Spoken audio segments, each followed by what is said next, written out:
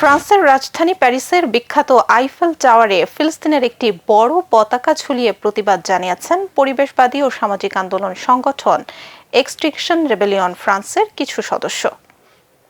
এই ঘটনায় অন্তত ৬ জনকে আটক করেছে পুলিশ। স্থানীয় সময় শনিবার দুপুরে নিরাপত্তা ব্যবস্থাকে ফাঁকি দিয়ে আইফেল টাওয়ারের প্রথম তলায় প্রবেশ করেন এই সদস্যরা। এরপর সেখানে একটি বড় ফিলিস্তিনের পতাকা ঝুলিয়ে দেন। নিরাপত্তা বাহিনী অভিযান চালিয়ে সংশ্লিষ্টদের আটক করে। পুলিশ জানায়, অনুমতি ছাড়া সংরক্ষিত এলাকায় প্রবেশ এবং জননিরাপত্তা বিঘ্নিত করার অভিযোগে জড়িতদের আটক করা হয়েছে। তাদের বিরুদ্ধে আইনগত ব্যবস্থা নেওয়া হবে। অ্যাক্টিভিস্টরা বলছেন, ফিলিস্তিনে চলমান সংঘাতের বিরুদ্ধে এটি একটি প্রতীকী প্রতিবাদ। ফিলিস্তিনের মানবিক পরিস্থিতির দিকে আন্তর্জাতিক দৃষ্টি আকর্ষণের উদ্দেশ্যেই এই কর্মসূচি পালন করেন তারা।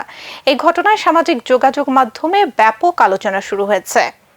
কেউ একে রাজনৈতিক প্রতিবাদ হিসেবে দেখছেন, আবার কেউ বিশ্বখ্যাত স্থাপনার নিরাপত্তা লঙ্ঘন হিসেবেও সমালোচনা করছেন।